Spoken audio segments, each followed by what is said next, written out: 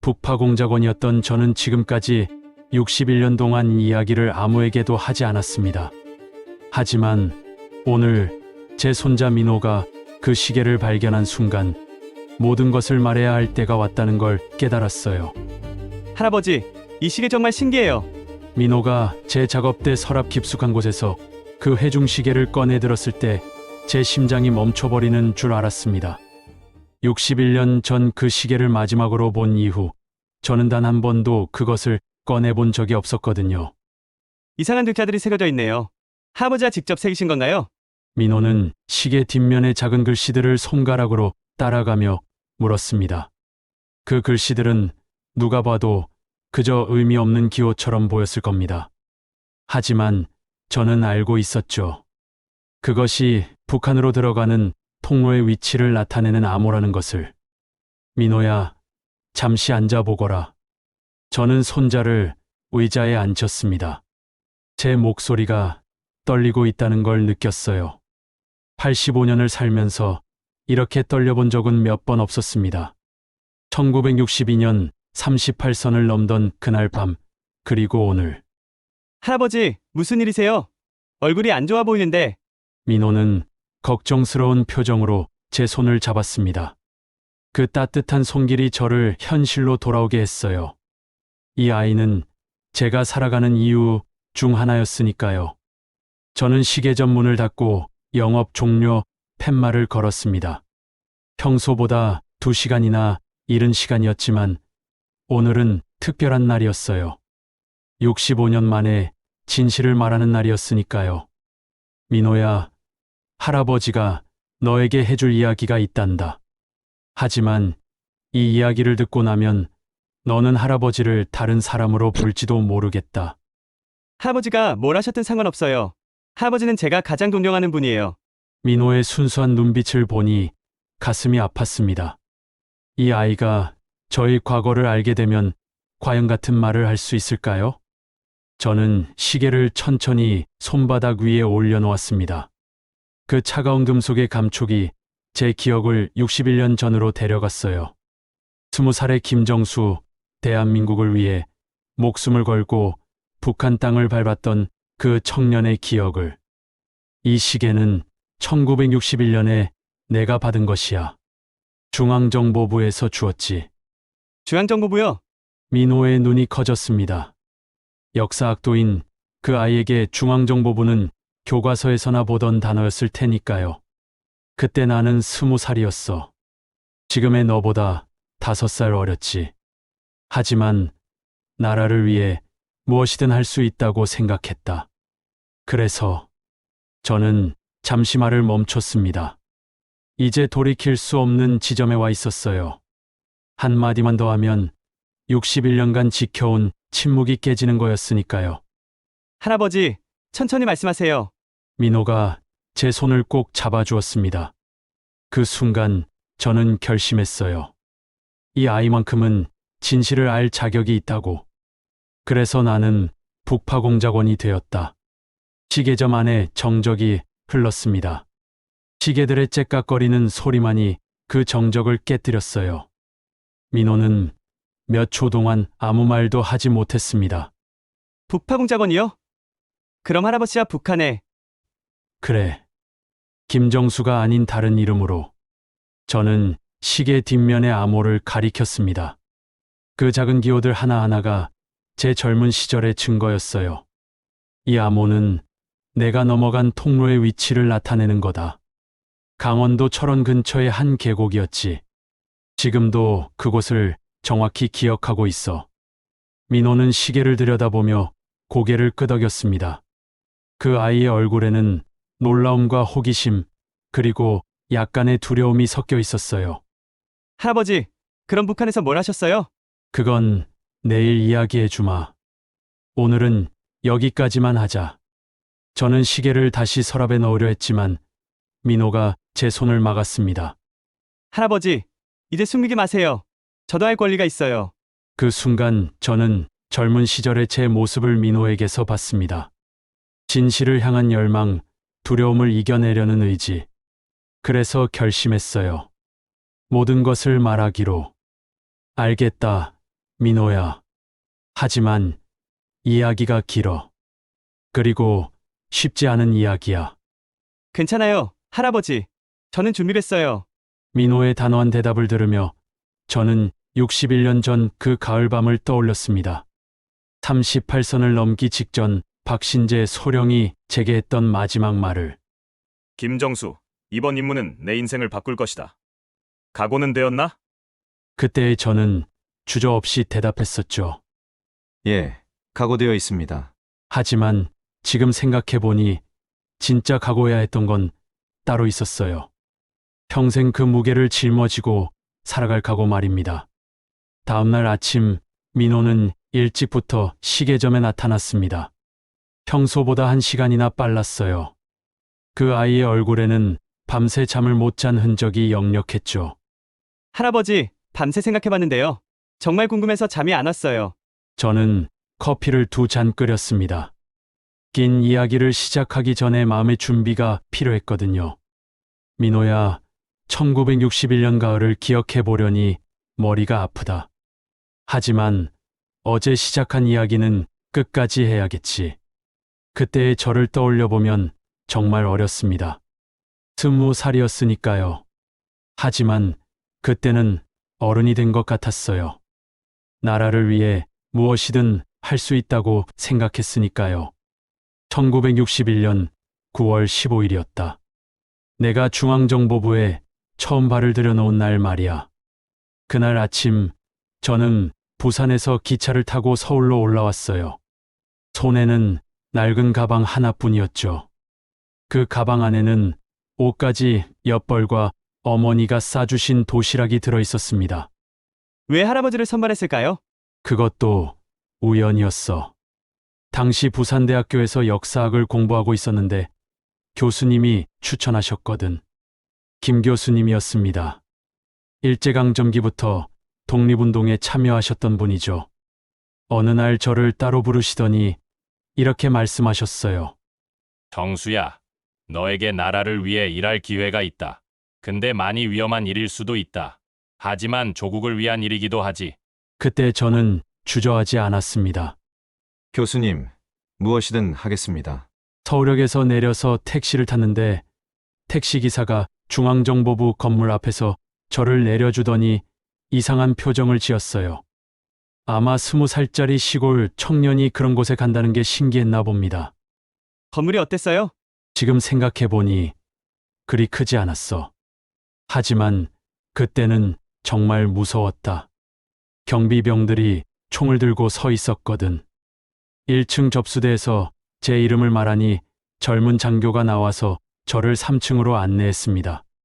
복도를 걸으면서 여러 사무실을 지나쳤는데 다들 심각한 표정으로 일하고 있었어요. 김정수 군인가? 3층 끝 사무실에서 한 남자가 저를 불렀습니다. 키가 170cm 정도 되는 건장한 체격에 날카로운 눈빛을 가진 사람이었어요. 나중에 알게 된 박신재 소령이었죠. 예, 그렇습니다. 앉게.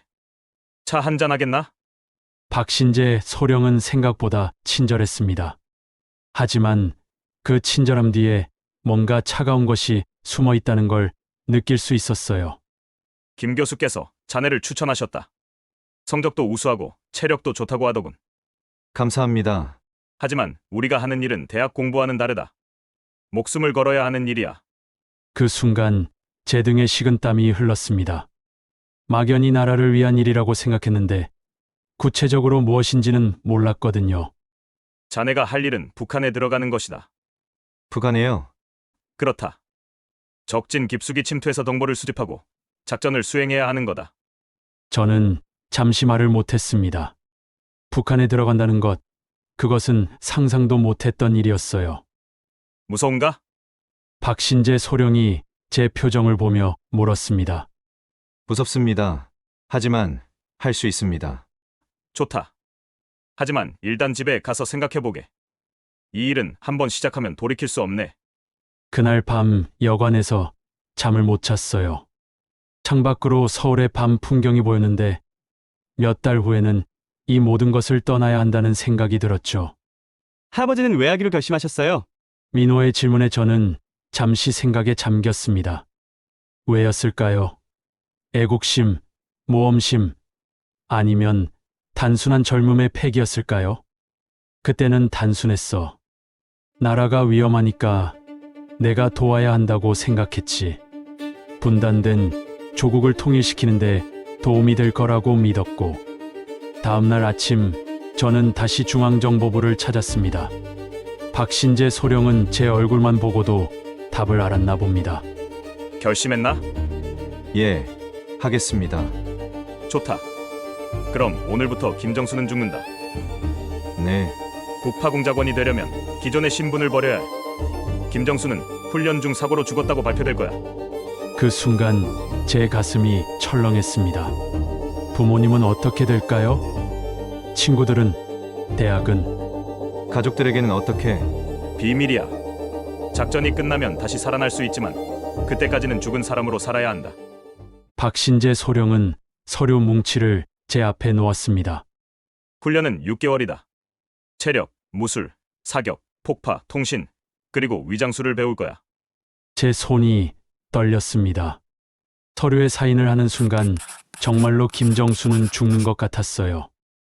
마지막으로 묻겠다. 정말 각오는 되었나? 저는 펜을 들고 잠시 망설였습니다. 하지만 곧 결심했어요. 20살 김정수의 마지막 결심이었죠.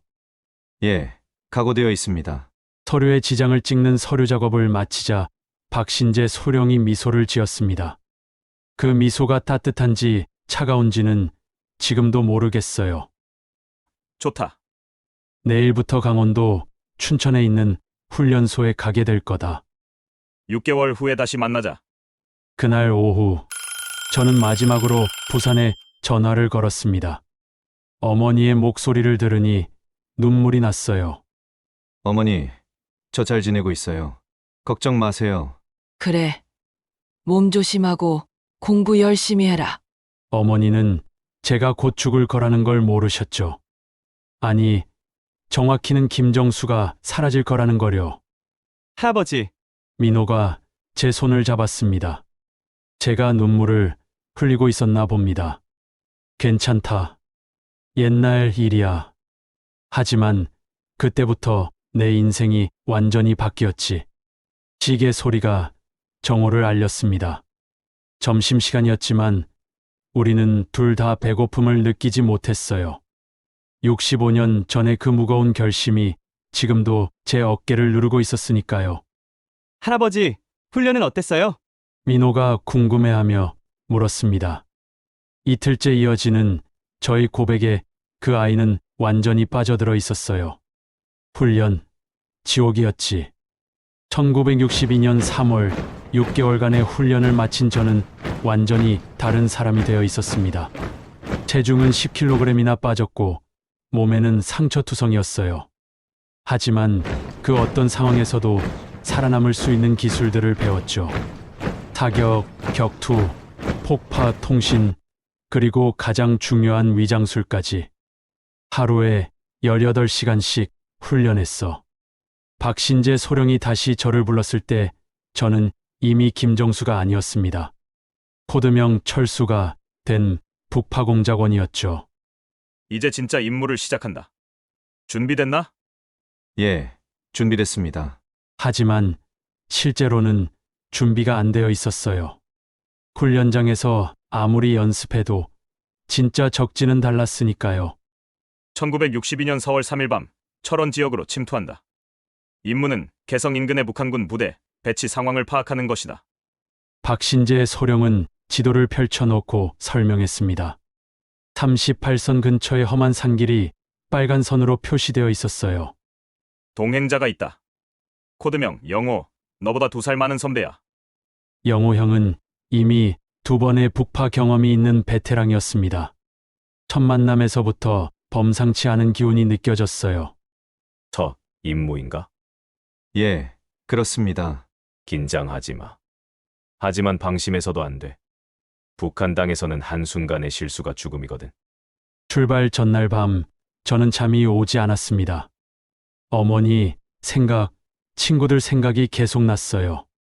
혹시 이것이 마지막일지도 모른다는 생각에 가슴이 답답했죠. 4월 3일 밤 11시 저희는 드디어 북한을 향해 출발했습니다. 민호는 숨을 죽이고 제 이야기를 들었어요. 그 아이에게는 모험 소설 같았을 수도 있겠지만 저에게는 생생한 악몽의 시작이었거든요. 철원까지는 군용 지프로 이동했습니다. 운전사는 말이 없었고 영호 형도 계속 침묵을 지켰어요. 저만 혼자 떨고 있었죠. 여기서 내려. 지프가 멈춘 곳은 깊은 산속이었습니다. 칠흑 같은 어둠 속에서 나침반과 지도만이 저희의 길잡이였어요. 이제부터는 완전히 조용히 해야 한다. 북한 초소가 1km 앞에 있거든. 영호 형의 속삭임에 저는 고개를 끄덕였습니다. 심장 소리가 너무 커서 적에게 들릴까봐 걱정될 정도였어요. 2시간 동안 산길을 기어 올라갔습니다. 손과 무릎이 피로 범벅이 되었지만 소리를 낼 수는 없었어요. 가끔 멀리서 개 짖는 소리나 북한군의 대화 소리가 들렸거든요. 저기 철조망이 보이나? 영호 형이 손으로 가리켰습니다. 달빛에 비친 철조망이 마치 거대한 뱀처럼 구불구불 뻗어 있었어요. 저걸 어떻게 넘어요? 미리 만들어둔 구멍이 있어. 따라와. 철조망 밑에는 정말로 사람 하나가 간신히 빠져나갈 수 있는 구멍이 있었습니다. 언제 누가 만들었는지는 몰랐지만 저희에게는 생명줄이었어요. 이제부터가 진짜야. 여기부터 북한 땅이거든. 철조망을 넘는 순간 저는 온몸에 전율이 흘렀습니다. 이제 정말로 적진 한복판에 있는 거였어요. 첫 번째 목표 지점까지 3km야. 새벽 4시까지는 도착해야 해. 북한 땅은 생각보다 조용했습니다. 가끔 멀리서 트럭 소리가 들렸지만 대부분은 정적뿐이었어요. 하지만 그 정적이 더 무서웠죠. 저기 불빛이 보여. 영호 형이 갑자기 멈춰 섰습니다. 500m 앞쪽에서 손전등 불빛이 움직이고 있었어요. 순찰대야. 숨어. 우리는 바위 뒤에 몸을 숨겼습니다. 북한군 2명이 느릿느릿 걸어오고 있었어요. 그들의 대화가 점점 가까워졌죠. 오늘 춥구만 길에. 응, 빨리 끝내고 들어가자오. 그들이 저희 옆을 지나갈 때 저는 숨을 완전히 멈췄습니다. 10m도 안 되는 거리였어요. 한 명이 담배를 피우며 잠시 멈춰 섰는데 그때 저는 죽는 줄 알았습니다. 가자. 다행히 그들은 그냥 지나갔어요. 하지만 제 등은 식은땀으로 범벅이 되어 있었죠. 첫 번째 관문은 통과했네. 영호 형이 안도의 한숨을 쉬었습니다. 하지만 이제 시작이라는 걸 저도 알고 있었어요. 새벽 4시 첫 번째 체크포인트에 도착했습니다. 폐가가 하나 있었는데 그곳에서 잠시 휴식을 취하기로 했어요. 여기서 하루 숨어 있다가 내일 밤에 개성으로 이동한다. 개성까지는 얼마나 걸려요? 걸어서 이틀. 하지만 위험한 구간이 많아. 폐가 안에서 군용 건빵을 씹으며 저는 처음으로 현실을 깨달았습니다. 이것은 게임이 아니었어요. 진짜 전쟁이었죠. 무서워. 영호 형이 물었습니다. 네, 무서워요. 하지만 포기할 수는 없어요. 좋은 마음가짐이야. 하지만 기억해도 여기서는 감정보다 이성이 중요해. 그날 낮 동안 저는 거의 잠을 못 잤어요. 조금만 소리가 나도 깜짝깜짝 놀랐거든요. 밖에서는 가끔 북한 주민들의 목소리가 들렸는데 혹시나 그들에게 발각될까봐 두려워했습니다. 할아버지, 무서우셨겠어요. 민호가 걱정스러운 표정으로 말했습니다.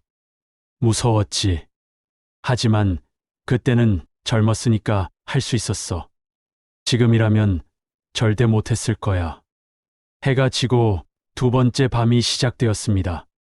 개성으로 향하는 길은 더욱 험했어요. 그리고 그곳에서 저는 제 인생을 바꿀 사람을 만나게 됩니다. 내가 한 여자를 만난다. 민호야. 그 여자 이름이 이명숙이야. 그 여자를 만난 것이 내 인생의 가장 큰 행운이자 불행이었어.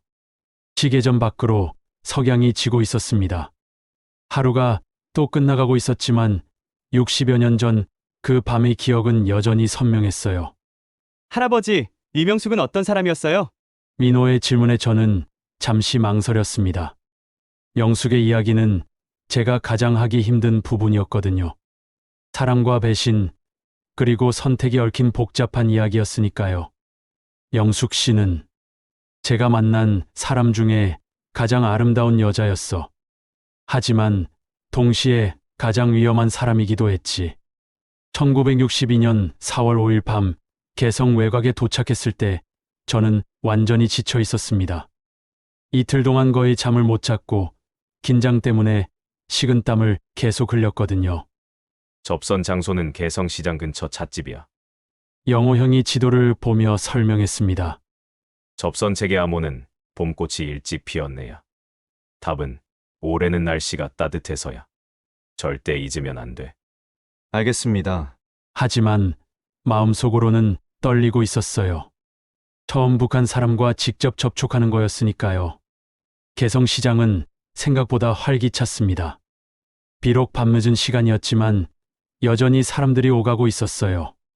평범한 북한 주민들의 모습을 보니 신기했죠. 저기가 찻집이야. 작은 간판이 걸린 허름한 건물이었습니다. 개성 다실이라고 쓰여 있었어요. 마치 나만의 시골 다방 같았죠. 너 먼저 들어가.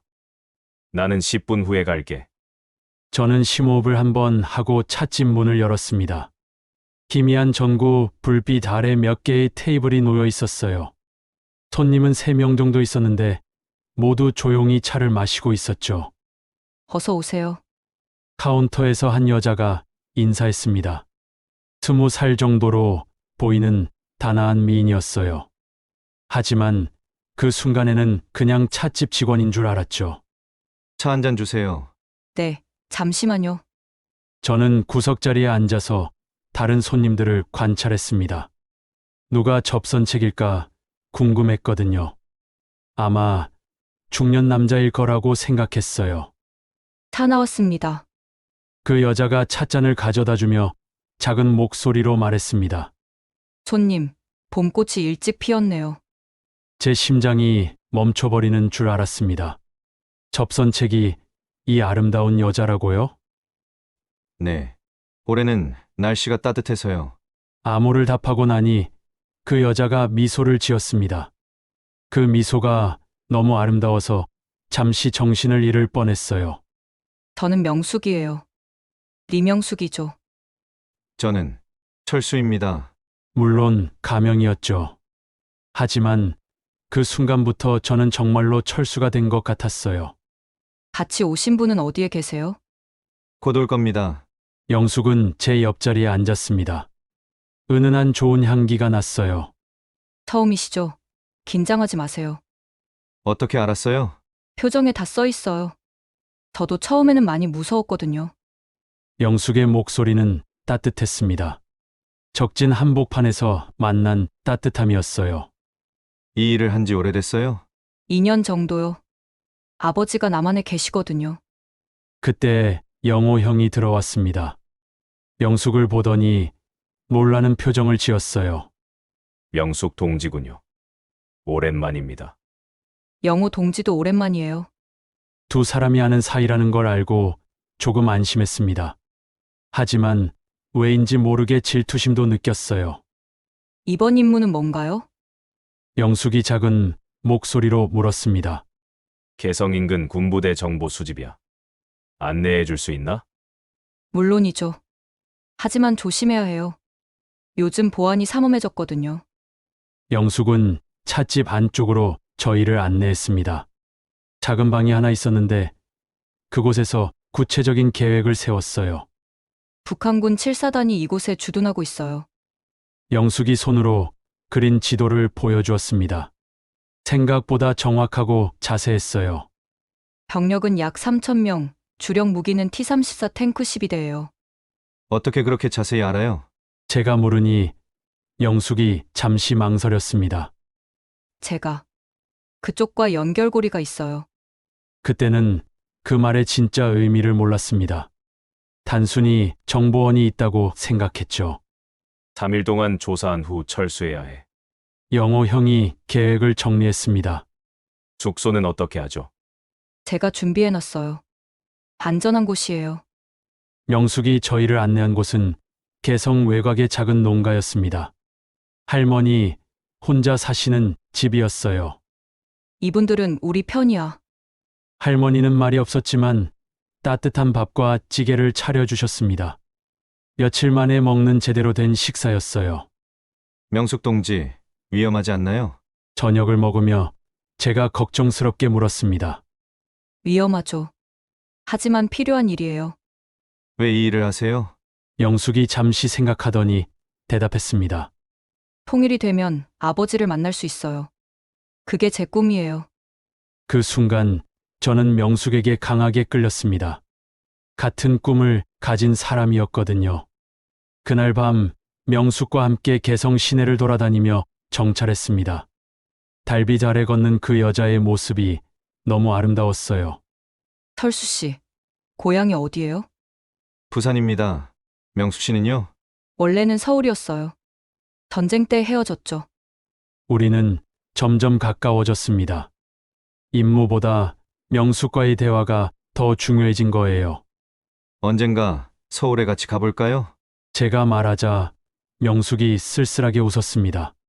그럴 수 있을까요? 꼭 그럴 거예요. 통일이 되면요. 하지만 그때 저는 몰랐어요. 명숙이 이중간첩이라는 것을. 그리고 제가 사랑에 빠지고 있다는 것을. 할아버지, 그때 진짜 사랑하셨어요? 민호의 질문에 저는 고개를 끄덕였습니다. 그랬지. 20살짜리가 할 수 있는 가장 순수한 사랑이었어. 하지만 흔한 뭐요? 사랑만으로는 안 되는 일들이 있다는 걸 나중에 알게 됐지. 시계점의 시계들이 저녁 6시를 알렸습니다. 또 하루가 지나고 있었지만 명숙의 기억은 여전히 선명했어요. 61년이 지났는데도 말이에요. 사흘째 되는 날 민호는 평소보다 일찍 시계점에 왔습니다. 그 아이의 얼굴에는 밤새 고민한 흔적이 역력했어요. 할아버지, 어젯밤에 계속 생각해봤는데요. 리명숙이 정말 이중간첩이었나요? 제가 어제 마지막에 흘린 말을 기억하고 있었나 봅니다. 똑똑한 아이죠. 그래, 명숙이는 이중간첩이었어. 하지만 그걸 알게 된 과정이 참 복잡했지. 1962년 4월 8일 임무 3일째였습니다. 저희는 북한군 부대의 정보를 거의 다 수집했어요. 이제 남은 건 안전하게 철수하는 것뿐이었죠. 내일 밤에 출발하자. 영호 형이 말했습니다. 하지만 저는 명숙과 헤어지기 싫었어요. 불과 사흘이었지만 그 여자에게 완전히 빠져 있었거든요. 명숙 씨도 같이 가면 어떨까요? 제가 제안하자 영호 형이 고개를 저었습니다. 안 돼. 그건 계획에 없는 일이야. 하지만 명숙 씨 아버지가 남한에 계시잖아요. 철수야. 감정에 휘둘리면 안 돼. 우리는 군인이야. 하지만 저는 포기할 수 없었어요. 사랑이라는 감정이 처음이었거든요. 그날 오후 명숙과 마지막 정찰을 나갔습니다. 개성 외곽의 작은 언덕에서 북한군 부대를 관찰하는 것이 목적이었어요. 설수 씨, 내일이면 떠나시는 거죠? 영숙이 쓸쓸하게 물었습니다. 같이 가요. 남한에서 새로운 시작을 해요. 그럴 수 있을까요? 꼭 그럴 거예요. 제가 책임질게요. 명숙이 제 손을 잡았습니다. 그 따뜻한 손길에 저는 확신했어요. 이 사람과 함께 살고 싶다고. 설수 씨, 고백할 게 있어요. 뭐든 들을게요. 사실 저는 그때였습니다. 갑자기 뒤에서 누군가의 목소리가 들렸어요. 명숙 동지, 여기 있었군요. 북한군 중위 한 명이 나타났습니다. 저는 깜짝 놀라서 숨으려 했지만 명숙이 제 팔을 잡았어요. 김중위님, 무슨 일이세요? 영숙의 목소리가 갑자기 바뀌었습니다. 차가우면서도 자연스러웠어요. 보고 드릴 일이 있어서요. 그 순간 저는 깨달았습니다. 영숙이 이 북한군 장교와 아는 사이라는 것을, 그것도 아주 가까운 사이일 수도 있다는 것을. 이분은 누구십니까? 김중희가 저를 보며 물었습니다. 저는 심장이 터질 것 같았어요. 남한에서 온 동지입니다. 정보 전달차 왔어요. 영숙이 태연하게 대답했습니다. 하지만 그 말에 저는 더욱 혼란스러워졌어요. 아, 그렇습니까? 잘 부탁드립니다. 김중희가 저에게 인사했습니다. 저는 얼떨결에 인사를 받았어요. 명숙 동지, 잠시 따로 얘기 좀 합시다. 두 사람이 잠시 떨어진 곳에서 대화했습니다. 저는 그들의 표정을 관찰했어요. 뭔가 이상했거든요. 털수 씨, 죄송해요. 급한 일이 생겼어요. 영숙이 돌아와서 말했습니다. 무슨 일인가요? 부대에서 보고받을 일이 있대요. 오늘은 먼저 들어가세요. 뭔가 석연치 않았지만 저는 혼자 숙소로 돌아갔습니다. 영호 형은 짐을 정리하고 있었어요. 명숙이는 어디 갔어? 급한 일이 있다고 먼저 갔어요. 뭔가 이상하네. 영호 형도 걱정스러운 표정을 지었습니다. 그날 밤늦게 영숙이 숙소로 왔습니다. 하지만 평소와는 다른 모습이었어요. 얼굴이 굳어 있었거든요. 명숙 씨, 무슨 일 있었어요? 아니에요. 별일 아니에요. 하지만 그 여자의 눈빛이 흔들리고 있었습니다. 뭔가 큰 일이 있었다는 걸 느낄 수 있었어요. 내일 아침 일찍 출발해야 해요. 왜요? 원래는 내일 밤 계획이었잖아요. 계획이 바뀌었어요. 위험해졌거든요. 영호 형과 저는 서로 눈을 마주쳤습니다. 분명히 뭔가 잘못되었어요. 새벽 4시 우리는 서둘러 출발했습니다. 영숙이 안내하는 길은 왔을 때와 달랐어요. 더 험하고 위험한 길이었죠. 이 길이 더 안전해요. 영숙이 설명했지만 저는 불안했습니다. 직감적으로 뭔가 잘못되고 있다는 걸 느꼈거든요. 오전 8시쯤 우리는 작은 계곡에 도착했습니다. 영숙이 갑자기 멈춰 섰어요. 여기서 잠시 쉬어요. 왜요? 더 가야 하지 않아요? 영호 형이 물었습니다. 잠시만요. 확인할 게 있어요. 영숙이 계곡 너머를 바라보며 무언가를 기다리는 것 같았어요. 그때 저는 깨달았습니다.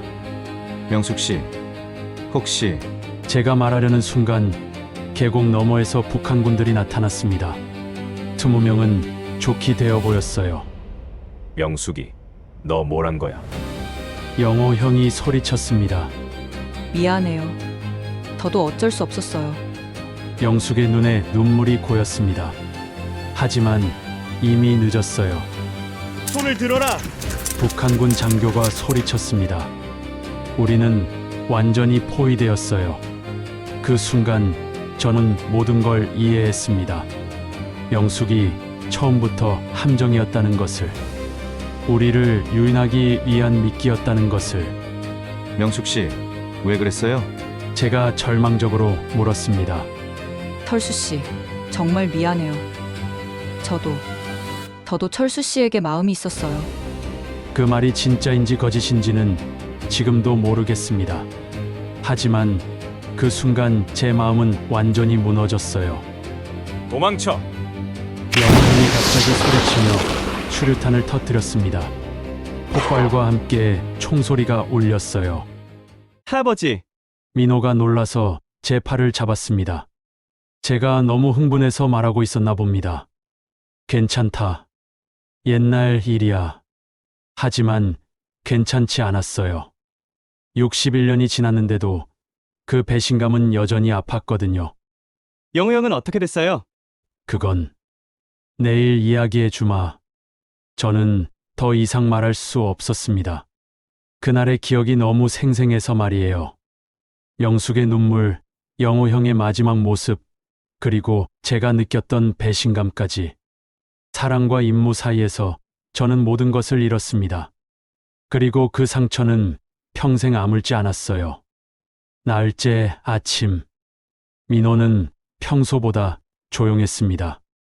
어제 제가 한 이야기가 그 아이에게도 충격이었나 봅니다. 할아버지, 영우 형은 정말 돌아가신 거예요? 조심스럽게 묻는 민호를 보니 가슴이 아팠습니다. 이 아이에게는 너무 무거운 이야기일 수도 있겠다는 생각이 들었어요. 그래, 영우 형은 그날 죽었어. 나를 살리기 위해서. 1962년 4월 9일 오전 그 계곡에서 일어난 일은 제 인생에서 가장 끔찍한 기억입니다. 지금도 그때를 떠올리면 손이 떨려요. 영호 형이 수류탄을 터뜨린 순간 저는 본능적으로 바위 뒤로 뛰어들었습니다. 귀가 먹먹해지는 폭음과 함께 총알이 빗발쳤어요. 철수야, 남쪽으로 뛰어. 영호 형의 마지막 외침이었습니다. 저는 뒤돌아보지도 못하고 계곡을 따라 달렸어요. 잡아라. 놓치면 안 된다. 북한군들의 고함 소리가 뒤에서 들렸습니다. 하지만 저는 멈출 수 없었어요. 영호 형의 희생을 헛되게 할 수는 없었거든요. 30분 정도 달렸을까요? 숨이 턱까지 차올랐지만 계속 뛰었습니다. 그러다 작은 동굴을 발견했어요. 일단 숨어서 상황을 정리해야 했죠. 동굴 안에서 저는 처음으로 현실을 깨달았습니다. 영호 형을 잃었고 명숙에게 배신당했고 저 혼자 적진에 고립되었다는 것을. 어떻게 하지? 38선까지는 최소 50km는 될 것 같았어요. 혼자서는 불가능한 거리였죠. 게다가 북한군들이 저를 찾고 있었으니까요. 동굴에서 하루를 숨어 지냈습니다. 물도 없고 음식도 없었지만 일단 살아있다는 것만으로도 다행이었어요. 다음날 밤 저는 다시 움직이기 시작했습니다. 북극성을 보고 남쪽 방향을 확인하며 조심스럽게 이동했어요. 그런데 이틀째 되는 날 뜻밖의 일이 일어났습니다. 산속에서 한 할아버지를 만난 거예요. 젊은이, 어디서 왔나? 깜짝 놀라서 도망치려 했지만 그 할아버지가 말을 막았습니다.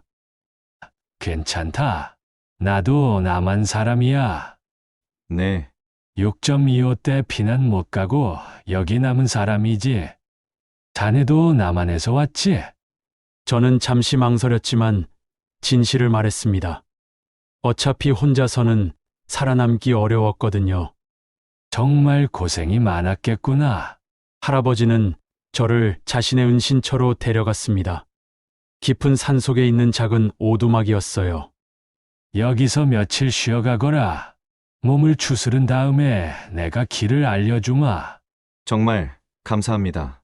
그 할아버지 덕분에 저는 3일 동안 몸을 회복할 수 있었어요. 제대로 된 음식도 먹고 상처도 치료했죠. 할아버지는 왜 여기서 살고 계세요? 아들이 국군이었거든. 전쟁 중에 전사했어. 그래서 북한에서 눈총을 받았지. 그럼 남한으로 가시면 되잖아요. 늙은 몸으로 어디 가겠나? 여기가 내 고향이야. 할아버지의 눈에는 깊은 슬픔이 있었습니다. 전쟁이 얼마나 많은 사람들을 아프게 했는지 느낄 수 있었어요. 자네는 꼭 살아서 돌아가야 해. 그리고 이 땅이 언젠가 하나가 되기를 기도해 주거라. 4월 15일 밤 저는 할아버지와 작별했습니다. 38선까지 가는 안전한 길을 자세히 알려주셨어요. 조심해서 가거라. 그리고 잊지 마라. 여기도 우리 땅이라는 것을. 마지막 3일간의 여정은 정말 지옥이었습니다. 하루에 한 끼도 못 먹으면서 산길을 걸었어요. 발에는 물집이 잡히고 온몸은 상처투성이었죠. 그런데 38선 5km 앞에서 마지막 위기가 닥쳤습니다. 북한군 수색대와 마주친 거예요. 거기 서라. 저는 있는 힘을 다해 달렸습니다. 총알이 제 머리 위로 날아갔지만 멈출 수 없었어요. 철조망이다. 드디어 38선에 철조망이 보였습니다. 하지만 뒤에서는 북한군들이 쓰러지고 있었어요. 저는 철조망을 뛰어올랐습니다. 철조망에 옷이 걸리고 살이 찢어졌지만 계속 올라갔어요. 거기 누구냐? 이번에는 남한군의 목소리였습니다. 저는 눈물이 났어요. 드디어 살았다는 생각이 들었거든요. 저는 김정수입니다. 북파공작원이에요. 뭐? 김정수? 중앙정보부 박신재 소령님께 연락해 주세요. 그렇게 저는 8일 만에 남한 땅으로 돌아왔습니다. 하지만 영호 형은 영원히 그곳에 남겨두고 말이에요. 할아버지, 정말 힘드셨겠어요. 민호가 제 손을 잡아주었습니다. 65년이 지난 지금도 그때의 기억은 생생했어요. 힘들었지. 하지만 가장 힘든 건 살아 돌아온 후였어. 왜요? 영웅이라고 불렸거든. 하지만 내가 무슨 영웅이야. 동료는 죽게 하고 사랑하는 사람에게는 배신당하고. 박신재 소령을 다시 만났을 때 그는 저를 영웅이라고 했습니다. 귀중한 정보를 가져왔다고, 나라에 큰 공을 세웠다고 했어요. 하지만 저는 영웅이 아니었습니다. 그냥 운 좋게 살아남은 겁쟁이였을 뿐이에요. 그래도 할아버지는 임무를 완수하셨잖아요. 그래, 정보는 전달했지. 하지만 그 대가가 너무 컸어. 영호 형의 죽음, 이명숙과의 이별, 그리고 평생 가져갈 죄책감. 그것이 제가 치른 대가였습니다. 이명숙은 그 후에 어떻게 됐어요? 민호의 질문에 저는 잠시 망설였습니다. 이명숙 이야기는 아직 끝나지 않았거든요. 그 이야기는 내일 해주마. 오늘은 여기까지만 하자. 하지만 마음속으로는 알고 있었어요. 명숙과의 마지막 만남이 제 인생에서 가장 아픈 기억이라는 것을 말이에요. 닷새째 되는 날, 민호는 조금 늦게 시계점에 왔습니다. 그 아이의 얼굴에는 심각한 표정이 있었어요. 할아버지, 어젯밤에 인터넷으로 찾아봤는데요. 1962년 북파 공작원들에 대한 기록이 있더라고요. 뭘 찾았나? 코드명 영호라는 공작원이 북한에서 전사했다는 기록이요. 그게 할아버지가 말씀하신 그분이죠? 저는 고개를 끄덕였습니다. 그 기록이 남아있다는 게 신기했어요. 그럼 할아버지, 기록도 있을 텐데요. 있을 거야. 하지만 대부분 기밀이었으니까 자세한 내용은 없을 거다. 민호는 잠시 생각하더니 물었습니다. 할아버지, 이명숙과는 정말 다시 만나셨어요? 저는 깊은 숨을 쉬었습니다. 이제 가장 말하기 어려운 부분에 왔어요. 그래, 다시 만났어. 1962년 겨울이었지. 남한으로 돌아온 지 6개월이 지났을 때 박신재 소령이 저를 다시 불렀습니다. 새로운 임무가 있다는 거였어요. 김정수, 특별한 임무가 있다. 어떤 임무입니까? 리명숙이 우리와 접촉해왔다. 그 순간 제 심장이 멈춰버리는 줄 알았습니다. 영숙이 살아있다는 것, 그리고 우리와 접촉했다는 것. 뭐라고 하던가요? 자신이 진짜 이중간첩이었다고 고백했다.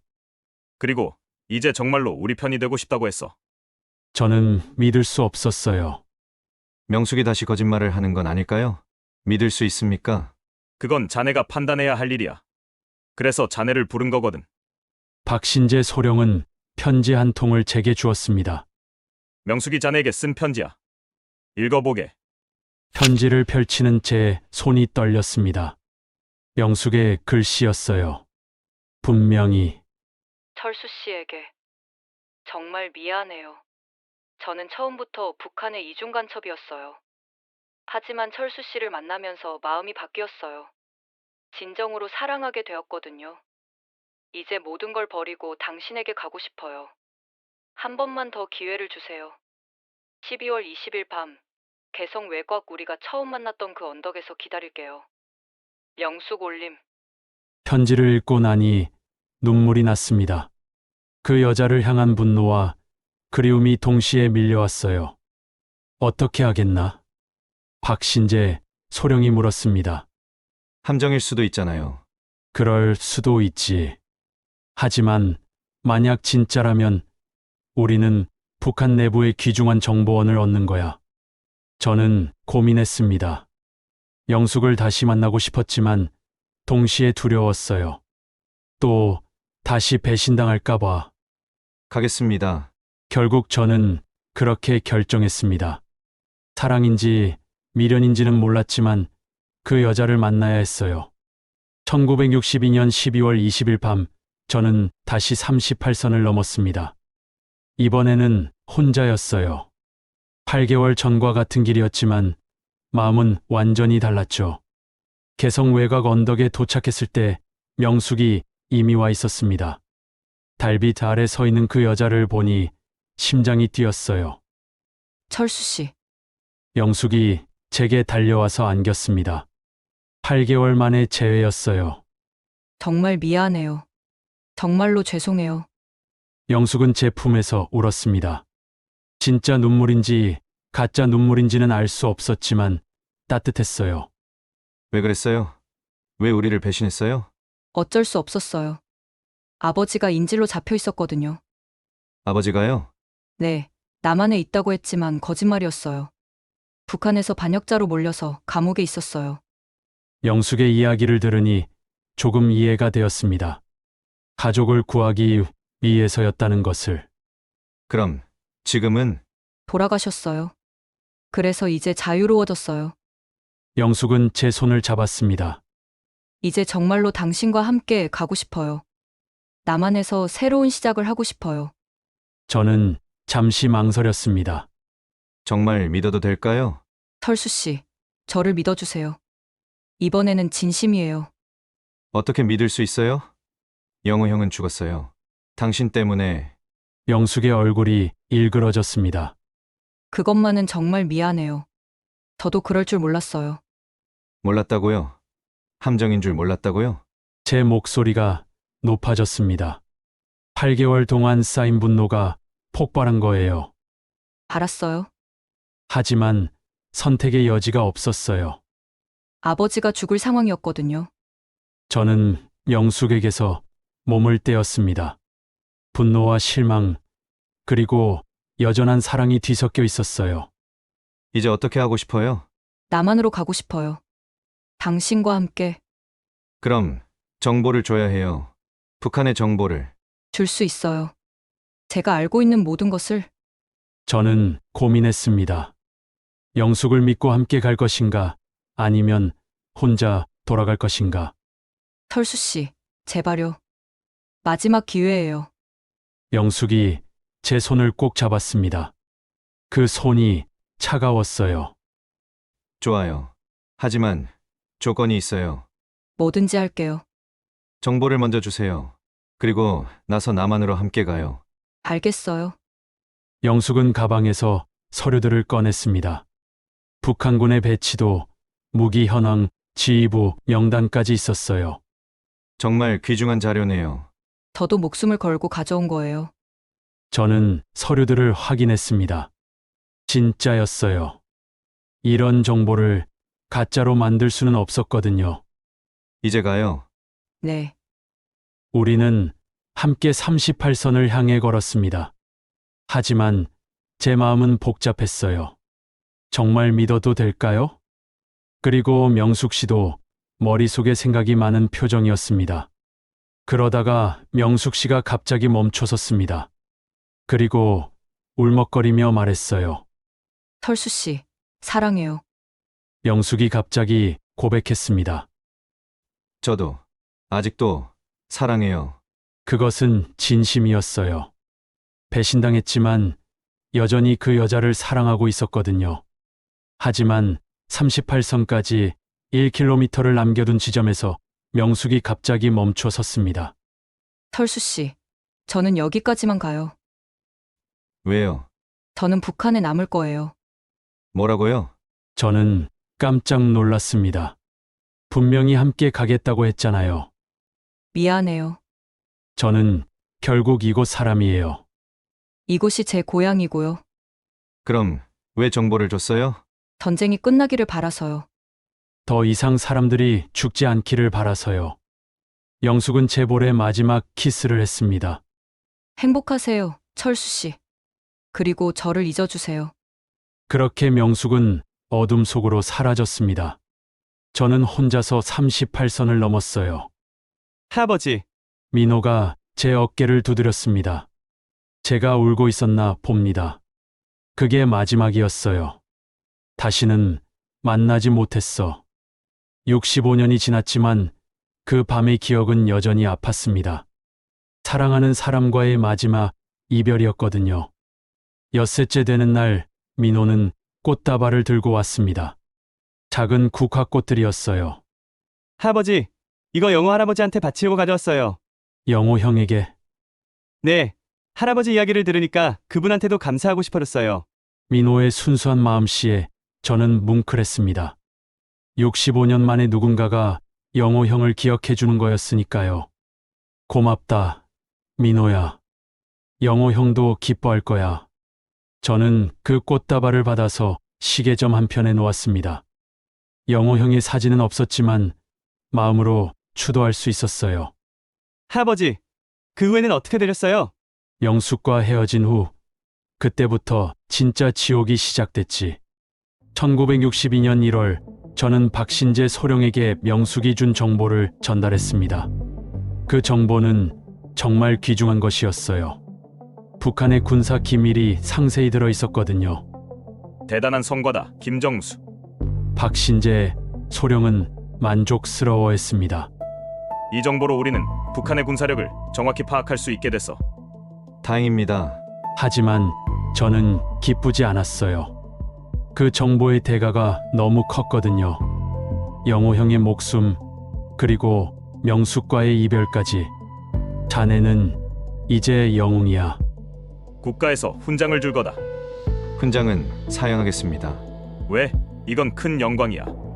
저는 영웅이 아닙니다. 그냥 운이 좋았을 뿐이에요. 하지만 박신재 소령은 제 말을 듣지 않았어요. 며칠 후 정부에서 연락이 왔죠. 1962년 2월 15일 청와대에서 훈장 수여식이 있었습니다. 저는 정말 가기 싫었지만 거부할 수 없었어요. 김정수 중사, 조국을 위한 헌신에 감사드립니다. 대통령이 직접 훈장을 달아주었습니다. 언론사 기자들이 사진을 찍었고 그 사진은 다음날 신문 일면에 실렸어요. 젊은 영웅, 북파공작원 김정수. 그런 제목이었습니다. 하지만 저는 영웅이 아니었어요.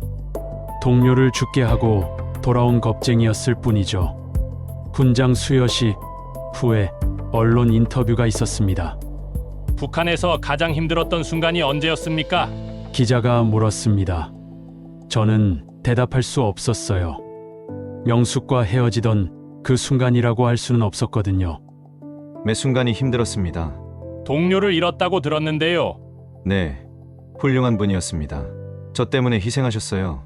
그 말을 하면서 눈물이 났습니다. 기자들은 그것을 애국심으로 받아들였지만 저는 죄책감 때문이었어요. 그 후 몇 달 동안 저는 영웅 대접을 받았습니다. 어디를 가든 사람들이 알아보고 인사했어요. 강연 요청도 많이 들어왔죠. 하지만 저는 점점 우울해졌습니다. 밤마다 악몽에 시달렸어요. 영호 형이 죽는 장면, 명숙과 헤어지던 순간이 계속 반복됐거든요. 김정수, 괜찮나? 박신재 소령이 걱정스럽게 물었습니다. 잠을 못 자겠어요. 의사에게 가보게. 하지만 의사도 별다른 도움이 되지 않았어요. 그때는 트라우마나 PTSD라는 말도 없었거든요. 1962년 여름, 저는 중앙정보부를 그만두기로 결심했습니다. 더 이상 그 일을 할 수 없었어요. 정말 그만두겠나? 박신재 소령이 아쉬워했습니다. 네, 다른 일을 해보고 싶어요. 그래, 충분히 해냈어. 고생 많았다. 중앙정보부를 나온 후 저는 고향 부산으로 내려갔습니다. 부모님은 아직 제가 살아있다는 걸 모르고 있었어요. 정수야, 어머니가 저를 보고 기절할 뻔했습니다. 1년 반 동안 죽은 줄 알고 있었거든요. 어머니, 죄송해요. 저는 부모님께 모든 걸 말할 수 없었어요.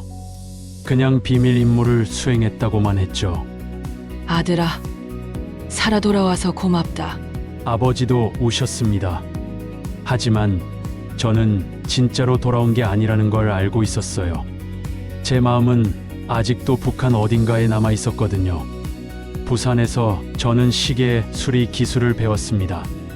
조용하고 혼자 할 수 있는 일이 필요했어요. 사람들과 어울리기가 힘들었거든요. 왜 시계예요? 민호가 궁금해했습니다. 시간을 고치는 일이니까. 멈춰버린 시간을 다시 흘러가게 하는 거지. 사실은 제 시간도 북한에서 멈춰버린 것 같았어요. 영숙과 헤어진 그 순간의 말이죠. 1963년 저는 부산에서 시계점을 열었습니다. 작은 가게였지만 손님들이 조금씩 생겼어요. 젊은 사람이 시계를 잘 고치네요. 할머니들이 칭찬해 주었습니다. 하지만 밤에는 여전히 악몽에 시달렸어요. 어느 날 손님 중에 이상한 사람이 왔습니다. 중년 남자였는데 시계 수리를 맡기면서 이상한 질문을 했어요. 혹시 북파공작원 김정수 아니세요? 제 심장이 멈췄습니다. 아니에요. 사람을 잘못 보신 것 같은데요. 아, 그런가요? 죄송합니다. 하지만 그 남자는 의심스러운 눈빛으로 저를 계속 쳐다봤어요. 혹시 북한 간첩이 아닐까 하는 생각이 들었죠. 그날 밤 저는 부모님께 말씀드렸습니다. 서울로 이사 가야겠어요. 왜 갑자기? 사업을 확장하고 싶어요. 사실은 정체가 들킬까봐 무서웠던 거예요. 부산은 너무 작은 도시였거든요. 1964년 봄, 저는 서울로 올라왔습니다. 지금의 종로에 작은 시계점을 열었어요. 그때부터 정말로 조용한 삶이 시작됐죠. 할아버지, 그때부터는 평범하게 사셨어요? 평범, 겉으로는 그랬지. 하지만 마음은 평범하지 않았어. 매일 밤 명수 꿈을 꿨어요. 때로는 행복한 꿈이었고, 때로는 악몽이었죠. 그 여자가 살아있는지 죽었는지도 모르면서 말이에요. 그래도 새로운 시작이었잖아요. 맞아. 하지만 진짜 새로운 시작은 할머니를 만나고 나서였지. 1964년 가을, 저는 운명의 여자를 만났습니다. 지금의 민호 할머니였어요. 일주일째 되는 날, 손자 민호는 제 아내와 함께 왔습니다. 저는 깜짝 놀랐어요. 아내가 이 이야기를 들으면 어떻게 될까 걱정되었거든요. 여보, 여긴 어쩐 일이야? 민호가 자꾸 이상한 소리를 하더라고. 당신이 북파공작원이었다느니 도대체 무슨 이야기를 하고 있는 거예요? 아내의 얼굴에는 당황스러운 표정이 있었습니다. 60년을 함께 살았지만 제 진짜 과거는 몰랐으니까요. 순자야. 저는 아내의 이름을 불렀습니다. 결혼한 지 60년이 되었지만 여전히 어색했어요. 정말 그런 일이 있었어요? 아내가 조심스럽게 물었습니다. 그래, 있었어. 미안해. 60년 동안 숨겨서. 1964년 10월, 저는 종로 시장에서 김순자를 만났습니다.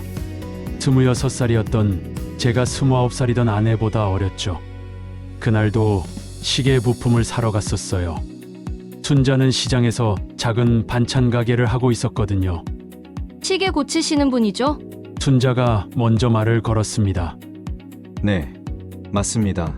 우리 아버지 시계가 고장났는데 봐주실 수 있어요? 물론이죠. 그렇게 시작된 인연이었습니다. 순자 씨 아버지의 시계를 고쳐드리면서 자주 만나게 되었어요. 이상한 남자다 싶었어. 아내가 웃으며 말했습니다. 젊은 나이에 왜 그렇게 조용하고 우울해 보이는지, 무슨 큰 상처가 있나 싶었거든. 맞았어요. 그때 저는 정말 우울했거든요. 명숙 생각에 밤잠을 못 이루고 영호형 꿈에 시달리고 있었으니까요. 하지만 손님들한테는 친절하더라고. 특히 할아버지, 할머니들한테. 아내의 말이 맞았어요. 나이 드신 분들을 보면 괜히 마음이 아팠거든요. 북한에서 만났던 그 할아버지 생각이 났으니까요. 6개월 정도 지나면서 저희는 가까워졌습니다. 아내는 저의 과거를 묻지 않았어요. 그저 현재의 저를 받아주었죠. 왜 나를 좋아했어? 제가 어느 날 물었던 기억이 나요. 상처받은 사람 같아서요. 저도 전쟁 때 가족을 잃었거든요. 같은 아픔이 있는 것 같았어요. 아내도 전쟁의 상처가 있었습니다. 부모님과 오빠를 모두 잃고 혼자 살고 있었어요. 1965년 봄, 저희는 결혼했습니다. 작은 결혼식이었어요. 친척도 별로 없었고 친구들도 많지 않았거든요. 신혼여행은 어디로 갔어요? 민호가 물었습니다. 부산이었지. 아내한테 고향을 보여주고 싶었거든. 부산에서 부모님께 순자를 소개해드렸습니다. 부모님은 좋아하셨어요. 아들이 드디어 정착하는 것 같아서 말이죠. 아들아, 이제 과거는 잊고 행복하게 살아라. 어머니가 귀띔해 주셨어요. 부모님도 제가 뭔가 큰 상처를 안고 있다는 걸 눈치챘나 봅니다. 결혼 후 첫 해는 정말 힘들었어요. 밤에 악몽을 꾸면 소리를 지르곤 했거든요. 여보, 괜찮아요? 아내가 깨워주곤 했습니다. 미안해. 꿈을 꿨어. 무슨 꿈이에요? 전쟁 꿈이야. 신경 쓰지 마. 아내는 더 이상 묻지 않았어요. 하지만 제 등을 쓰다듬어 주며 달래주었죠. 1966년 봄 첫 아들이 태어났습니다. 지금의 민호 아버지였어요. 이름을 뭘로 할까? 아내가 물었습니다. 평화롭게 살라고. 평수는 어때? 그래, 평수 좋네. 아들을 보니 신기했어요. 제 피를 이은 새로운 생명이라니. 그 순간 과거를 잊고 새로운 삶을 살아야겠다고 다짐했죠. 하지만 과거는 쉽게 잊혀지지 않았어요.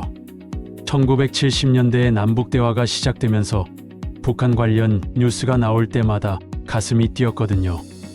혹시 명숙이 나올까? 텔레비전을 보면서 항상 그런 생각을 했어요.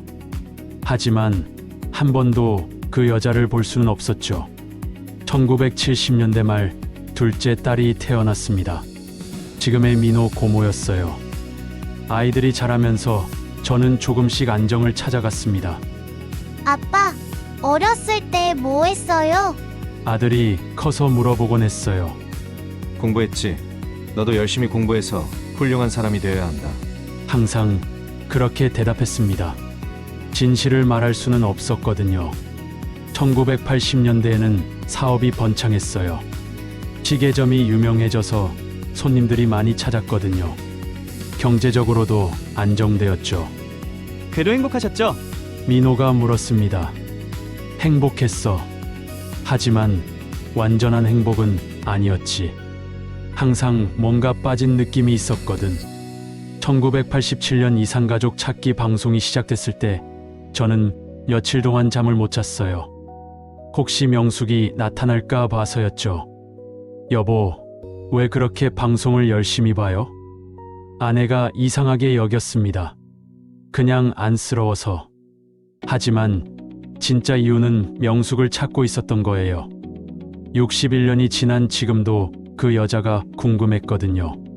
1990년대에 아들이 결혼하고 손자가 태어났습니다. 바로 민호였어요. 손자를 처음 봤을 때 어떤 기분이셨어요? 신기했어. 내 혈육이 계속 이어진다는 게. 민호가 자라면서 저는 새로운 희망을 느꼈습니다. 이 아이만큼은 전쟁의 상처 없이 평화롭게 살기를 바랐어요. 2000년대에 들어서면서 남북 관계가 개선됐을 때도 저는 복잡한 심정이었어요. 통일이 되면 명숙을 만날 수 있을까? 하지만 동시에 두렵기도 했죠. 할아버지, 그럼 할머니는 정말 몰랐어요? 전혀 몰랐어. 가끔 이상하게 여겼지만 직접 묻지는 않았거든. 아내가 제 손을 잡았습니다. 이제 알겠어요. 왜 그렇게 조용하고 우울해했는지. 미안해, 순자야. 60년 동안 속여서. 속인 게 아니라 보호해준 거죠. 저도 그런 무거운 비밀을 알았다면 힘들었을 거예요. 아내의 이해에 저는 눈물이 났습니다. 60년을 함께 산 사람의 포용력이었어요. 할아버지, 후회하세요? 민호가 물었습니다. 후회. 글쎄, 그때는 그렇게 할 수밖에 없었어. 하지만 평생 짊어지고 살기에는 너무 무거웠지. 2010년대부터 저는 정말 평온한 삶을 살았어요. 손자와 함께 시간을 보내는 것이 가장 큰 즐거움이었죠. 그런데 왜 이제야 말씀하신 거예요? 늙어서 그런가? 이제 진실을 말해야 할 때가 온 것 같았어. 특히 너한테는. 민호가 그 시계를 발견한 순간 저는 운명이라고 생각했어요. 이제 모든 걸 털어놓을 때가 왔다고 말이죠. 할머니는 어떠세요? 기분이 어떠세요? 할머니가 잠시 생각하더니 대답했습니다. 놀랍긴 하지만 이해해. 그리고 자랑스러워. 네 할아버지가 나라를 위해 그런 일을 했다니. 정말요? 그럼 정말이지? 하지만 여보, 이제는 그 무거운 짐을 내려놓으세요. 60년 만에 처음으로 저는 완전한 평화를 느꼈습니다. 가족들이 저를 이해해주고 있었거든요. 열흘째 되는 날, 민호는 두꺼운 파일을 들고 왔습니다. 대학 도서관에서 찾은 자료들이었어요. 할아버지, 이명숙에 대한 기록을 찾았어요. 제 심장이 순간 멈췄습니다. 61년 만에 명숙의 소식을 듣게 되는 건가요? 뭐라고 나와 있나? 1970년에 북한에서 사망했다고 나와 있어요. 반영명 문자로 처형됐다고. 저는 그 자리에 주저앉을 뻔했습니다. 영숙이 죽었다는 것, 그것도 반영명 분자로 처형됐다는 것.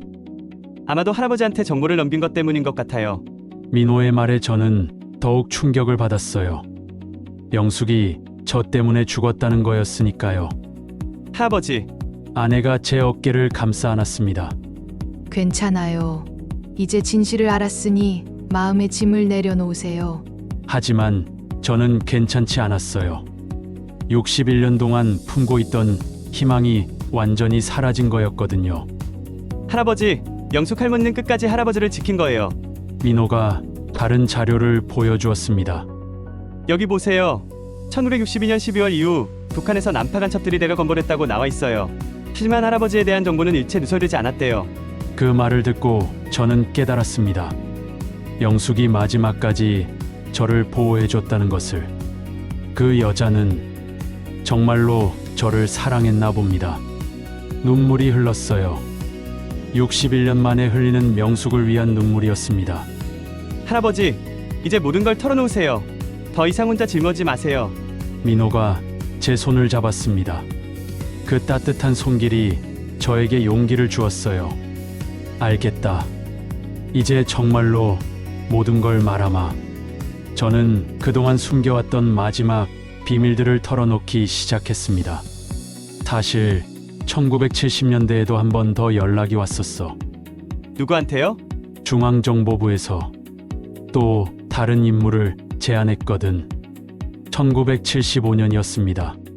박신재 소령의 후임자가 저를 찾아왔어요. 김정수 씨, 경험이 풍부하시니까 후배들을 훈련시켜 주실 수 있겠습니까? 하지만 저는 단호히 거절했어요. 죄송합니다. 이제는 평범한 시민으로 살고 싶습니다. 나라를 위한 일인데. 저는 이미 충분히 했습니다. 이제는 가족을 위해 살고 싶어요. 그때 처음으로 저는 과거와 완전히 단절했어요. 더 이상 김정수가 아닌 시계점 주인으로만 살기로 결심했죠. 잘하셨어요. 여보, 아내가 제 등을 쓰다듬어 주었습니다. 하지만 가끔 후회하기도 했어. 명숙을 구하지 못한 것, 영호 형을 살리지 못한 것. 그건 할아버지 잘못이 아니에요. 민호가 단호하게 말했습니다. 전쟁이 만든 비극이죠. 할아버지도 피해자예요. 그 말을 듣고 저는 처음으로 제 자신을 용서할 수 있었어요. 61년 동안 자책해왔던 마음이 조금씩 풀리기 시작했거든요. 할아버지, 그 시계는 이제 어떻게 할 거예요? 민호가 그 회중 시계를 가리켰습니다. 너에게 주고 싶다. 이 이야기와 함께. 정말요? 그래. 하지만 조건이 있어. 무슨 조건이요? 이 이야기를 기억하고 언젠가 네 후손들에게도 전해라. 민호가 고개를 끄덕였습니다. 꼭 그럴게요, 할아버지. 그리고 하나 더. 전쟁이 얼마나 무서운 건지, 평화가 얼마나 소중한 건지 잊지 마라. 네, 알겠어요. 그날 저녁 가족들이 모두 모였습니다. 아들, 딸, 사위, 며느리까지 모두 왔어요. 아버지가 우리에게 하실 말씀이 있대. 아내가 모든 가족들에게 말했습니다. 저는 지난 열흘 동안 민호에게 했던 이야기를 가족들에게 다시 했어요. 모두들 놀라워했지만 이해해 주었습니다. 아버지, 고생 많으셨어요. 아들이 말했습니다. 저희도 몰라서 죄송해요. 딸도 눈물을 흘렸어요. 괜찮다.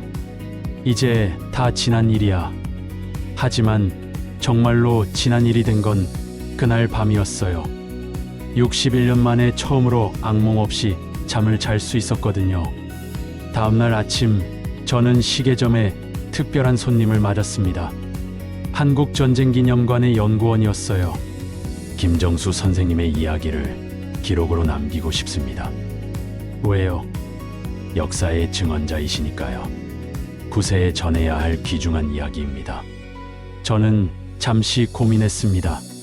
과연 제 이야기가 그럴 만한 가치가 있을까요? 할아버지, 하세요. 민호가 격려했습니다. 할아버지 이야기는 정말 소중해요. 많은 사람들이 들어야 할 이야기예요.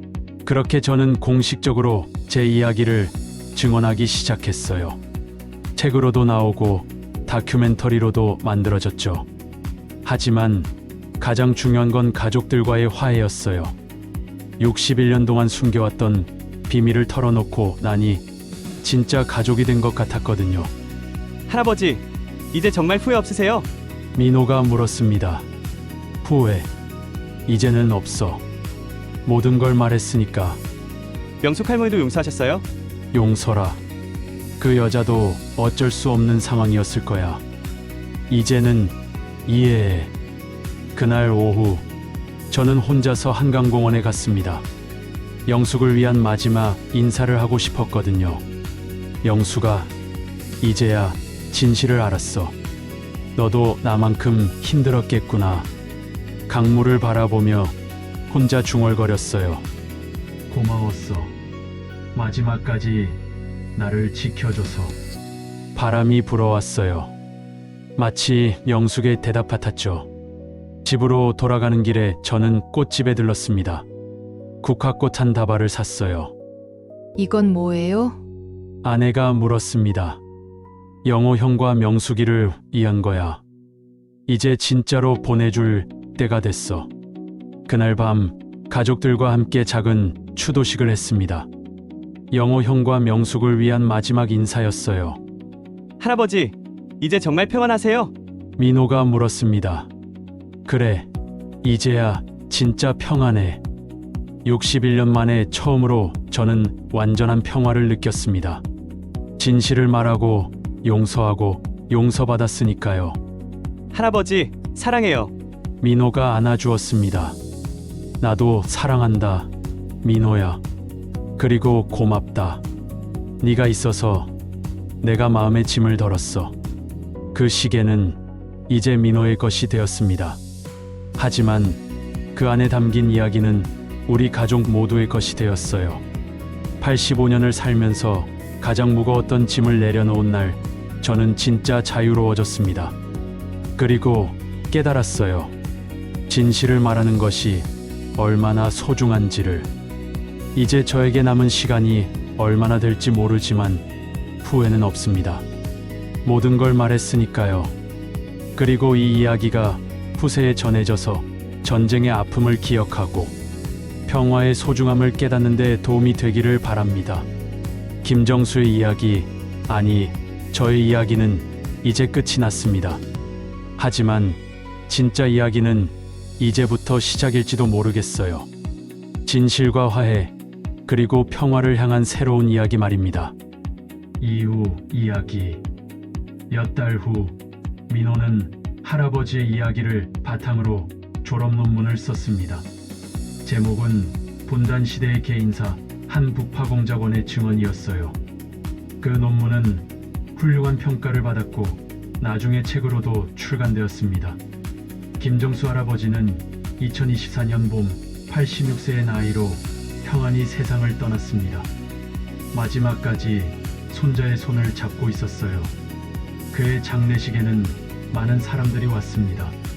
한국전쟁 관련 연구자들, 기자들, 그리고 그의 이야기를 들은 시민들까지.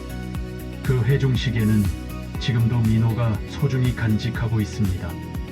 그리고 할아버지와의 약속대로 언젠가 자신의 후손들에게 이 이야기를 전할 예정입니다. 역사는 이렇게 이어지는 것일까요?